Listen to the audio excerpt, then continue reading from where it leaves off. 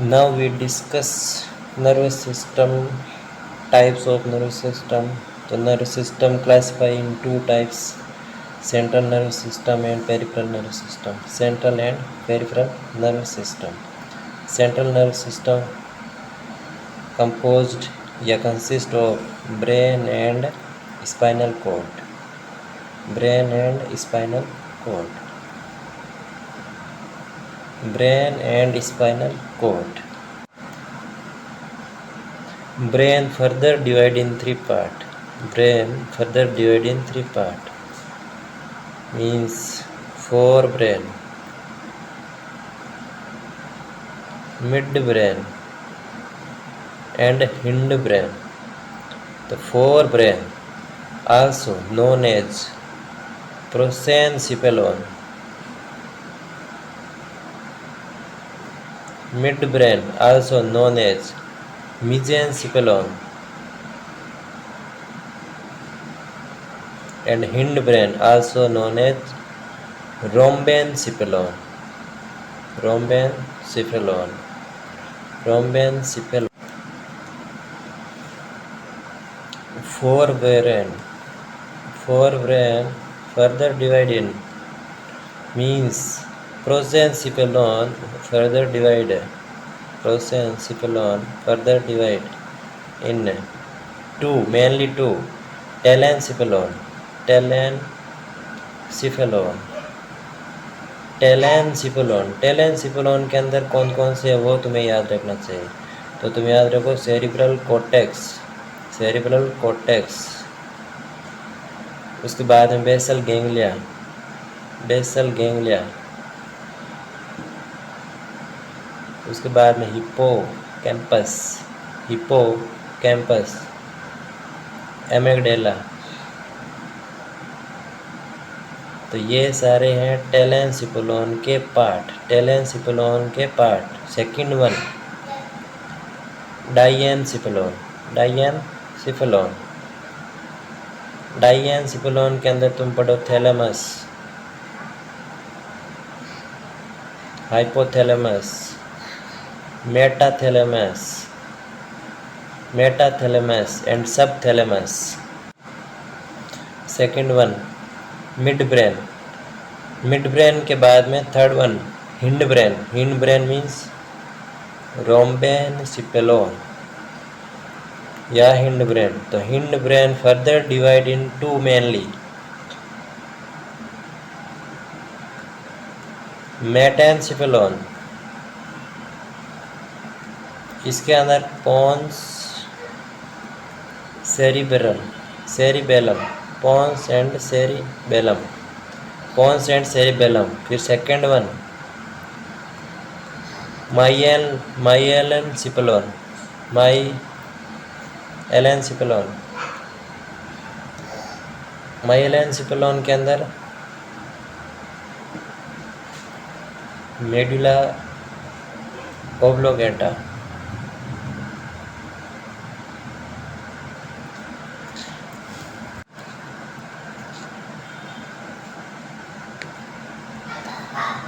If mid brain के बारे में पूछे कि मिड ब्रेन में क्या है तो तुम बोलना कि tectum cerebellum. Tectum cerebellum include in mid brain means mesencephalon के अंदर. मेजेंसेफेलॉन के अंदर.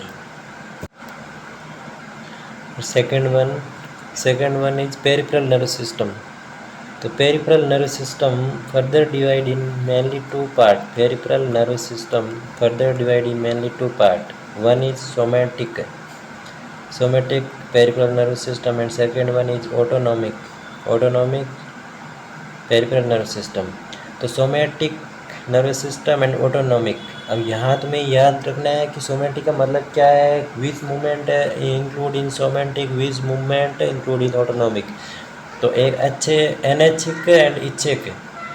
एनैचिक मीन्स इनवॉलेंट्री एंड ऐच्छिक मतलब वॉलेंट्री. तो voluntary control. Voluntary control include in somatic nervous system. Involuntary means automatic. Involuntary control include in autonomic nervous system. Autonomic nervous system further divided into sympathetic and parasympathetic. Parasympathetic and sympathetic. इसके बाद में now we discuss central nervous system start. Central nervous system का anatomy physiology पढ़ेंगे अपन. Central nervous system के अंदर first अपन पढ़ेंगे brain के बारे में. ब्रेन क्या होता है, कितना वेट है, 50-100 ग्राम वेट ब्रेन के अंदर कौन सा स्ट्रक्चर है. मेनली अपन को cerebrum, cerebellum and brain stem पढ़ना चाहिए. तो first we study in brain के अंदर अपन पढ़ रहे हैं सेरिब्रल कॉर्टेक्स. Cerebral cortex. अब सेरिब्रल कॉर्टेक्स क्या होता है वो यहाँ तुम्हें देखना चाहिए कि सेरिब्रल कॉर्टेक्स का मतलब क्या है. Cerebral cortex means cerebrum, largest part of brain. 70% part of brain is cerebral cortex. cerebral cortex का मतलब है कि like that ब्रेन को 2 भागों के अंदर डिवाइड करना. एक भाग ये एंड सेकंड भाग ये, और बीच में क्या है, एक डीप वर्टिकल फिशर प्रेजेंट जो कि डिवाइड करती है कॉर्टेक्स को into 2 cerebral hemisphere. 1 cerebral and second cerebral means यहाँ पर मीन्स लेफ्ट एंड राइट कौन डीप वर्टिकल फिशर्स प्रेजेंट जो कि कॉर्टेक्स को डिवाइड करती है 2 भागों के अंदर. 2 भागों के अंदर भी क्या है, सेरिब्रल के बाद क्या है, हेमिस्फीयर. सेरिब्रल हेमी का मतलब क्या है, हाफ है, हेमिस्फीयर. तो हाफ भागों के अंदर हाफ भाग ये एंड हाफ भाग ये. तो cerebral cortex divide into cerebral hemisphere by deep fissure. अब ये 2 सेरिब्रल हेमिस्फीयर हो गए, right and left. Right cerebral hemisphere, left cerebral hemisphere means cerebral cortex एक लार्जेस्ट पार्ट ऑफ ब्रेन पढ़ रहे हैं. सेरिब्रल कॉर्टेक्स का मतलब ये है कि सेरिब्रम, मेनली सेरिब्रम 70% पार्ट जो अपन आगे देखेंगे. तो although the division is incomplete, not fully completed means complete not separate fully. इसका मतलब है कि कुछ डीप स्ट्रक्चर के अंदर भी 1 स्ट्रक्चर प्रेजेंट होती है जो इन दोनों को अटैच करके रखती है, कंटिन्यूटी रेगुलर रखती है. इसका मतलब है कि although the division is incomplete because जो ए 1 स्ट्रक्चर दोनों को कनेक्ट करके रखती है, उस स्ट्रक्चर को अपन पढ़ते हैं. तो like that structure means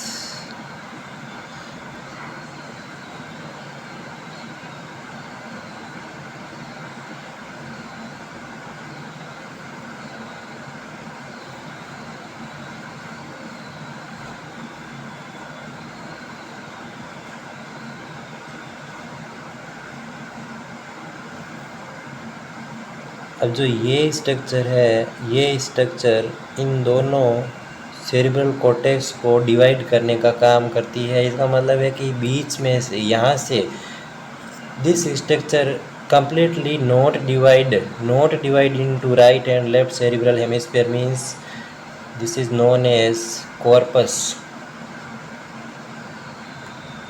callosum.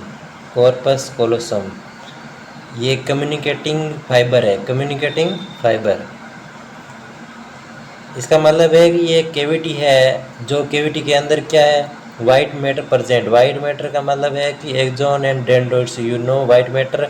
तो यहाँ पर कैविटी प्रेजेंट है एंड 1 कैविटी दिस इज का मतलब है कि you know ventricle present here and this is mid brain and this is cortex, cerebral cortex या फिर सेरिब्रम, जिसको मैंने बोला कि 70% भाग है. 70% भाग क्या है, लार्जेस्ट पार्ट ऑफ ब्रेन, जिसको बोलते हैं cerebrum. Brum means drum like structure, cerebrum. अब सेरिब्रम को अपन कैसे क्लासिफाई करते हैं, कैसे समझते हैं, तो like that which connect both cerebral hemisphere. Brain surface is maintain by brain surface is smooth surface नहीं है। यहाँ पर मेंटेन का मतलब है कि like that you know, like that structure present in brain also, like that structure,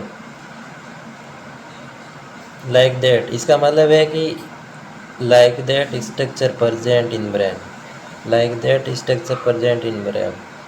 तो इस स्ट्रक्चर को क्या बोलते हैं ये तुम्हें मालूम होना चाहिए कि इसको क्या बोलते हैं, इसका काम क्या है, इसका फंक्शंस क्या है। तो इसका फंक्शन एंड इसको क्या बोलते हैं, अब तुम ऐसे समझो कि जो ये नीचे जा रही है, नीचे मतलब लाइक दैट, इस स्ट्रक्चर को बोलते हैं सल्कस, सल्काई या सल्कस, सल्काई। और जो ये अपर की तरफ जाती है इसको बोलते हैं गायरी, GYRI, गायरी। इसका मतलब है एलिवेशन पार्ट एंड इसका मतलब है depress part, depress part, depress part या ग्रूव पार्ट। तो ग्रूव पार्ट हो, डिप्रेस पार्ट हो, इनको बोलते हैं सल्काई। गायरी का मतलब एलिवेशन पार्ट या रिज पार्ट, एलिवेशन पार्ट या रिच पार्ट। तो ये क्या है, इनका फंक्शन है कि सरफेस एरिया को बढ़ाना, ब्रेन के अंदर सरफेस एरिया को बढ़ाना। तो इसके द्वारा क्या है, सरफेस एरिया बढ़ता है। तो sulci and gyri, sulci means depression या groove and gyri means elevation या रिज। तो 8% of human, 8% of human being capacity use means human brain maximum 8% use and maximum dolphin use 20% brain, means brain का capacity है use करने का। तो in human being only 8% use, but maximum dolphin, dolphin 20% brain use. ये भी तुम्हें याद रखना चाहिए। अब जो अपन ने सेरिब्रल कॉर्टेक्स पढ़ा था, मीन्स लाइक दैट स्ट्रक्चर, जो अपन ने अभी पढ़ी है लाइक दैट स्ट्रक्चर, अब इसको मीन्स सेरिब्रल कॉर्टेक्स को फर्दर डिवाइड करते हैं into 4 major lobe, 4 major lobe के अंदर डिवाइड करते हैं। इसका मतलब है कि ये वाला फ्रंटल, ये वाला पैराइटल, ये वाला occipital and this one temporal. तो 4 lobe present in cerebral cortex, frontal, temporal, parietal and occipital. अब ये है जो ये, इसका मतलब है कि यहाँ पर क्या है, डीप प्रेजेंट है। डीप का मतलब डिप्रेशन प्रेजेंट है। अब अपन ने पहले समझा कि डिप्रेशन का मतलब क्या है, सल्काई। डिप्रेशन का मतलब है सल्काई। इसका मतलब है ये सल्काई है, ये दोनों लोब को डिवाइड करती है। तो इसको सेंट्रल सल्काई बोलते हैं क्योंकि ये दोनों पार्ट को डिवाइड करती है। तो ये क्या हो गई, सेंट्रल सल्काई, सेंट्रल सल्काई।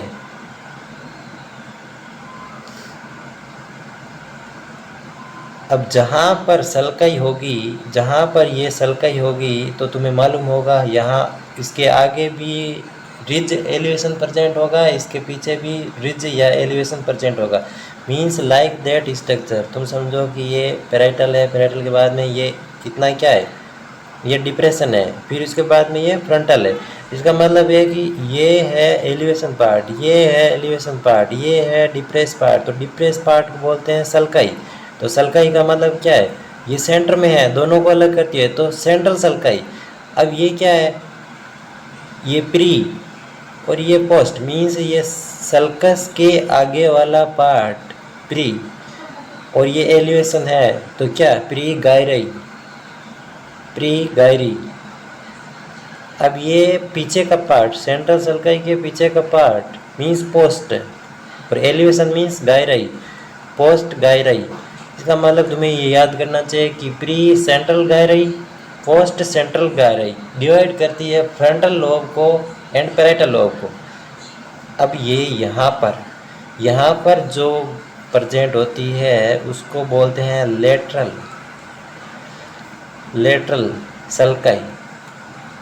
अब इसके आगे क्या है, Gayri, pre Gayri, post Gayri, you know, pre lateral Gayri, post lateral Gayri, जो कि फ्रंटल एंड टेम्पोरल को अलग करती है। तो ऐसे तुम्हें याद करना चाहिए।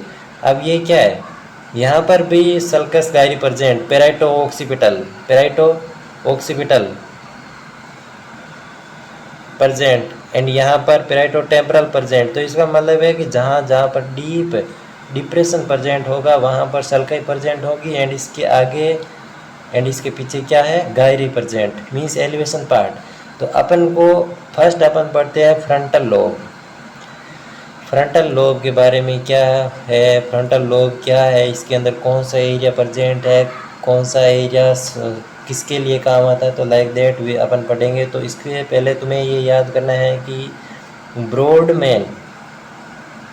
ब्रॉडमैन नाम के साइंटिस्ट ने इन चारों लोब के अंदर जो एरिया प्रेजेंट होता है उनको डिवाइड किया है एरिया के अंदर, area number 1, area number 2, like that ऐसे ऐसे एरिया के अंदर 52 एरिया के अंदर डिवाइड किया है, जिसमें अपन पढ़ेंगे कि कौन सा एरिया किसके अंदर है, कौन सा एरिया किसके अंदर नहीं है, कौन से एरिया का क्या काम है, लाइक दैट है। सो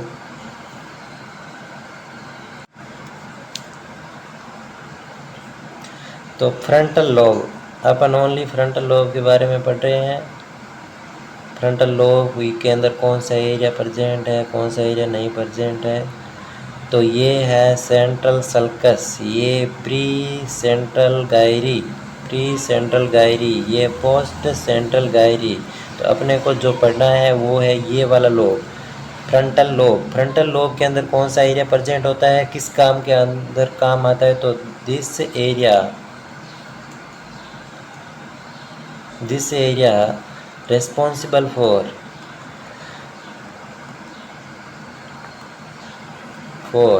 voluntary control, voluntary motor activity of opposite side of body। इसका मतलब है कि यहाँ पर एक एरिया प्रेजेंट होता है जो कि वॉलेंट्री मोटर एक्टिविटी के लिए काम आता है। जो एरिया प्रेजेंट होता है कहाँ पर, यहाँ पर, जिसको ब्रॉडमैन ने नेम दिया, means voluntary motor activity centre present here. इसका मतलब है in pre central gyri, situated in pre central gyri of frontal lobe.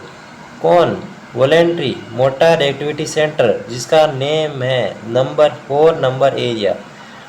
तो 4 number area, Brodmann's 4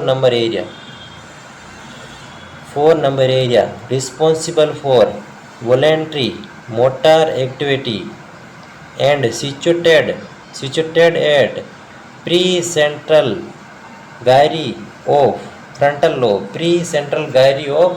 frontal lobe, तो यहाँ पर भी एक एरिया प्रेजेंट होता है, मीन्स प्री फ्रंटल कॉर्टेक्स के अंदर एक एरिया प्रेजेंट होता है जहाँ पर जो कि फंक्शंस करता है, मेजर फंक्शंस मीन्स थिंकिंग, सोचने का, thinking function, planning function, judging function, decision functions, idea function, means idea, decision making, planning, thinking, judging, जो भी कैपेसिटी है सोचने समझने का वो इस एरिया के द्वारा किया जाता है, जिसको बोलते हैं प्री फ्रंटल कॉर्टेक्स। तो अपन ने फर्स्ट पढ़ा था एरिया नंबर 4। एरिया नंबर 4 क्या है, वॉलेंट्री मोटर एक्टिविटी के लिए रिस्पॉन्सिबल है, जो कि opposite side of body, means right side का राइट ब्रेन काम करता है। और यहाँ पर एक सेल प्रेजेंट होती है, means pyramid like structure cell. कौन से एरिया में, 4 नंबर एरिया के अंदर, means voluntary motor activity centre. यहाँ पर पिरामिड लाइक एक सेल प्रेजेंट होती है जिसको बोलते हैं पिरामिडल सेल। कौन से एरिया के अंदर, pre central gyri of frontal lobe के अंदर सेल प्रेजेंट, एंड ये लार्ज जब होगी तो इसको बोलते हैं badge cell, BETZ, badge cell. तो बेड सेल पूछे, पिरामिडल सेल पूछे तो कहाँ प्रेजेंट होती है, तो मेनली फ्रंटल लोब के अंदर। फ्रंटल लोब के अंदर भी कौन से, प्री सेंट्रल फॉर्म के अंदर, pre central gyri of frontal lobe के अंदर प्रेजेंट होती है। तो अपन ने फ्रंटल लोब पढ़ रहे हैं। फ्रंटल लोब के अंदर फर्स्ट अपन ने पढ़ा जिसको बोलते हैं प्राइमरी मोटार एरिया या फिर ब्रॉडमैन फोर्थ नंबर एरिया या फिर मोटार वॉलेंट्री एक्टिविटी एरिया। तो जो अपन पढ़ा वो कहाँ है, तो pre central gyri of frontal lobe. अब अपन पढ़ रहे हैं सेकंड। तो इसके अंदर तुम्हें बेड्स सेल याद रखना है, बेड सेल कहाँ पर प्रेजेंट होती है या पिरामिडल सेल कहाँ प्रेजेंट होती है, तुम्हें याद करना है। अब सेकंड जो अपन पढ़ रहे हैं उसको बोलते हैं Broca's area. Broca's area number 45, 44। तो ये वाला जो एरिया है ये प्रेजेंट होता है कहाँ पर, यहाँ पर इसका मतलब है कि टेम्पोरल पार्ट में, सेंट्रल लेटरल सल्कस पार्ट के अंदर। लेटरल ये क्या है, सेंट्रल है, ये लेटरल है, मीन्स फ्रंटल एंड टेम्पोरल के बीच में जो ये वाला पार्ट है यहाँ पर ब्रोंकाज एरिया प्रेजेंट होता है। ब्रोंकाज एरिया प्रेजेंट होता है जो कि मोटार स्पीच एरिया भी है। मोटार स्पीच एरिया नंबर 44 और 45 present in frontal lobe. Frontal lobe के अंदर भी डोमिनेट फ्रंटल लोब, अब डोमिनेट का मतलब ये है कि अपन ने सेरिब्रल कॉर्टेक्स को 2 भागों के अंदर डिवाइड किया था। तो सेरिब्रल कॉर्टेक्स को 2 भागों के अंदर डिवाइड हुआ है, इसका मतलब जो 4 लोब है वो भी क्या है, 8 लोब हो गए, 4 राइट 4 लेफ्ट लोब। तो इसका मतलब ये है कि जो ब्रोंकाज एरिया अपन पढ़ रहे हैं, मोटार स्पीच एरिया जो अपन पढ़ रहे हैं वो ब्रेन के 2 भागों के अंदर नहीं होगा, मीन्स राइट हेमिस्फीयर के अंदर नहीं, लेफ्ट हेमिस्फीयर के अंदर नहीं, दोनों के अंदर नहीं होगा। इसका मतलब है कि जो डोमिनेट पार्ट है, डोमिनेटेड ब्रेन के अंदर एक साइड में भी होगा, दोनों साइड के अंदर नहीं होगा। ये तुम्हें याद करना है। अब सर कहाँ पर होगा, कौन से पार्ट के अंदर होगा, तो इसका मतलब ये है कि जिसका राइट हैंड डोमिनेट है। अब जिसका राइट हैंड डोमिनेट है इसका मतलब उसका लेफ्ट हेमिस्फीयर डोमिनेट होगा, मीन्स राइट हैंड को कंट्रोल करेगा लेफ्ट और लेफ्ट को कंट्रोल करेगा राइट। तो इसका मतलब है जिसका राइट हैंड डोमिनेट होगा उसके अंदर ब्रोंकाज एरिया होगा लेफ्ट साइड में, लेफ्ट साइड हेमिस्फीयर के अंदर। मैंने बोला कि ये डोमिनेट पार्ट के अंदर ही प्रेजेंट होता है, दोनों लोब के अंदर प्रेजेंट नहीं होता है। इस दोनों का मतलब है कि जो सेरिब्रल कॉर्टेक्स डिवाइड होता है 2 भागों के अंदर, इसका मतलब है 4 लोब इधर, 4 लोब इधर भी, frontal lobe, parietal lobe, occipital and temporal. तो यहाँ ये भाग डिवाइड हो रहे हैं, बट ब्रोंकाज एरिया ओनली 1 जगह प्रेजेंट, और वो भी डोमिनेट पार्ट के अंदर। डोमिनेट का मतलब है कि जिसका जो ब्रेन डोमिनेट है वहीं पर प्रेजेंट होगा। तो राइट हैंडेड पर्सन के अंदर Broca's area located in left frontal lobe. समझ में आया? तो अपन ने फर्स्ट पढ़ा फ्रंटल लोब। फ्रंटल लोब के अंदर 2 एरिया प्रेजेंट है। फ्रंटल लोब के अंदर 2, एक कौन सा, ब्रोंकाज एरिया जिसको बोलते हैं मोटार स्पीच एरिया, और सेकंड प्राइमरी मोटार एरिया जिसको बोलते हैं वॉलेंट्री मोटार एक्टिविटी एरिया। तो ये 2 एरिया प्रेजेंट है किसके अंदर, ब्रेन के अंदर, मीन्स ये 4th नंबर एरिया, और ये 45 एंड 44। अब सेकेंड लोब पढ़ते हैं। सेकेंड लोब का मतलब है पैरेटल लोब पढ़ते हैं। पैरेटल लोब का मतलब अब somatosensory area present in parietal lobe. Parietal lobe के अंदर भी कहाँ, पैरेटल लोब के अंदर भी ये क्या है, फ्रंटल लोब है, ये पैरेटल लोब। तो ये जो है area means post central gyri, post central gyri of parietal lobe, post central gyri of parietal lobe के अंदर प्रेजेंट होता है somato sensory area. Somato sensory area का मतलब यही है कि ये responsible for sensation from body, sensation from body, sensation के लिए रिस्पॉन्सिबल है। सेंसेशन कौन सा है? टच है, पेन है, टेम्परेचर है, प्रेशर है। तो ये जो है इनके लिए रिस्पॉन्सिबल है। अगर लीजन हो जाए पेरेटल लोब के अंदर तो टच, टेम्परेचर, पेन जो भी सेंसेशन है वो अफेक्ट होंगे।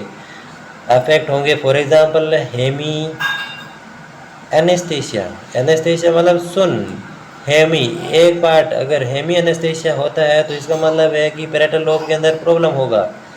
Means parietal lobe not recognise which type of sensation, touch, pain, pressure, temperature जो भी है।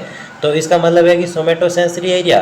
तो इस एरिया को जो नेम है वो तुम्हें याद करना का मतलब है कि तुम ऐसा याद करो कि जो अपन ने पढ़ा था कि साहब ये है फ्रंटल और ये है पेरेटल। तो यहाँ जो प्राइमरी मोटार स्पीच एरिया पढ़ा था, प्राइमरी मोटार जो एरिया पढ़ा था वो था 4th नंबर एरिया। तो 4th नंबर एरिया के पहले कौन आते हैं? 1 2 3। और यहाँ पर जो था 40 मीन्स यहाँ पर जो था 44 एंड 45। तो लाइक दैट तुम्हें ये याद करना है कि पेरेटल लोब के अंदर जो एरिया है 1 2 3 है वो responsible for somato sensory area, means responsible for sensation. If lesion in that area then sensation part affect. और sensation part affect means not recognise any sensation, means somato sensory area lesion, 1 2 3 area lesion in parietal lobe. अब next पढ़ते हैं frontal lobe, frontal नहीं temporal lobe के अंदर क्या है? Hearing area present होते हैं। हियरिंग एरिया का मतलब है कि यहाँ पर दो नर्व है, वेस्टिबुलो कोक्लियर, जिसमें से cochlear nerve responsible for hearing. तो कोक्लियर नर्व के लीजन के अंदर अगर प्रॉब्लम या लीजन हो तो इसका मतलब हियरिंग लॉस होगा। तो हियरिंग लॉस होगा उसको अपन बोलते हैं एरिया वर्निक्स एरिया। तो वर्निक्स एरिया प्रेजेंट इन टेम्पोरल लोब जिसको बोलते हैं 22 23। तो 22 23 जो अपन ने पढ़ा है पहले कि ये है पेरेटल, ये है फ्रंटल और ये है टेम्पोरल। तो यहाँ क्या है? 4th number area 1 2 3। यहाँ क्या है? 45 44 और यहाँ क्या है? 22 23। इसका मतलब टेम्पोरल लोब के अंदर वर्निक्स एरिया प्रेजेंट होता है जिसको बोलते हैं 22 एरिया नंबर, 23 एरिया नंबर। अब यहाँ क्या है कि तुम मान लो कि हियरिंग तुम्हारा जिसका भी लॉस होता है, हियरिंग जिसका लॉस होता है उसके साथ में स्पीच भी लॉस का मतलब यहाँ की not perfect means not completely loss but उसको बोलने के अंदर प्रॉब्लम होगा। इसका मतलब है कि इनएप्रोप्रिएट वर्ड होगा। तो सिंस बर्थ अगर हियरिंग लॉस है या फिर वर्निक एफेजिया है, हियरिंग लॉस या वर्निक्स एफेजिया है, उसके अंदर इनएप्रोप्रिएट वर्ड देखने को मिलता है। और after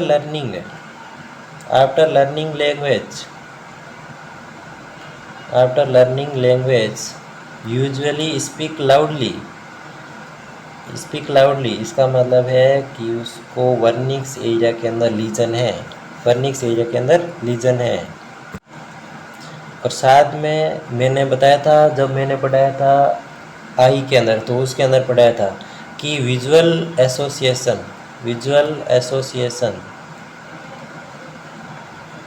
area also present here, means temporal lobe के अंदर visual association area also present here, इसका मतलब है लीजन होगा इस in that lobe that time, visual hallucination present, visual hallucination present.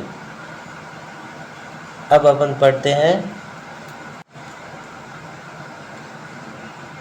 Occipital area. Occipital area,